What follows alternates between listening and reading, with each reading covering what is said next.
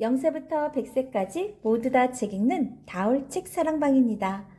음악의 성인 베토벤, 위대한 악성 베토벤에 대해 잠깐 들려드릴게요. 바흐, 핸델, 베토벤, 슈베르트, 모차르트 등 유명한 음악가들 중에서도 음악의 성인이라는 뜻의 악성으로 불리는 사람이 바로 베토벤입니다. 성인이란 어느 분야에서 최고의 경지에 도달한 사람을 말해요.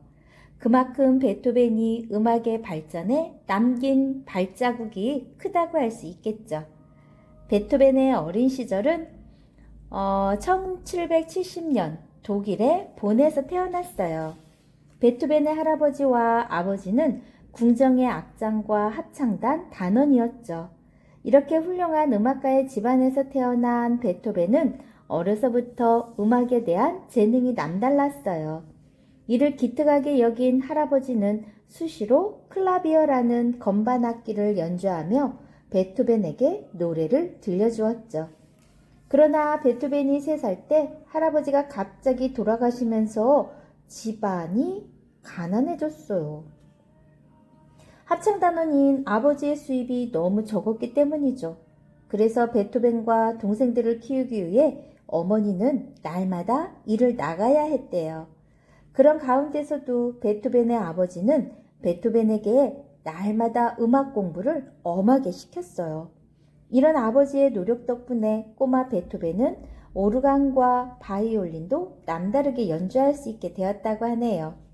이때부터 베토벤은 네페라는 훌륭한 음악가에게 음악을 배우기 시작했고, 베토벤의 재능에 반한 네페는 자기 대신 어린 베토벤에게 성당의 오르간 연주를 맡길 정도였다고 합니다. 장애를 극복한 천재 음악가 베토벤. 열심히 음악을 공부한 베토벤은 청년이 되어 마침내 비창, 월강 등의 피아노 음악을 작곡하고 유명한 음악가로 크게 성공을 거두었어요. 그런데 그때 큰 불행이 베토벤에게 찾아오고 말았죠. 베토벤의 귀에서 소리가 안 들리게 된 거예요. 사람들은 귀머거리가 된 베토벤은 이제 음악가로서는 끝났다며 수군댔죠. 그러나 베토벤은 소리가 들리지 않는 어려움 속에서도 작곡에 온 힘을 바쳤어요. 그렇게 해서 태어난 음악들이 바로 영웅, 운명, 전원, 합창 등 베토벤의 유명한 교향곡들이죠. 소리가 들리지 않는 상황에서도 수많은 명곡을 작곡한 베토벤이었기 때문에 사람들은 그를 더욱 사랑하고 존경하게 되었어요. 그의 뛰어난 음악적 능력을 높이 평가해 그를 악성이라고 부르게 되었답니다. 위대한 악성 베토벤, 음악의 성인, 기억하세요. 여러분들 운명 교향곡 들어봤나요?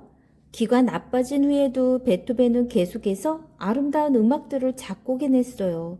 자신감이 생긴 베토벤은 규모가 큰 오케스트라를 위한 곡을 만들기로 마음먹고, 그렇게 해서 여러 곡의 협주곡과 교향곡이 탄생했죠. 협주곡은 독주자가 연주하는 한 악기와 오케스트라가 서로 대화를 하듯 번갈아 연주하는 곡이에요. 교향곡은 독주자 없이 오케스트라의 모든 악기가 동시에 함께 연주하는 곡이고요. 베토벤의 운명 교향곡을 들으며 협주곡과의 차이점을 여러분들 느껴보세요.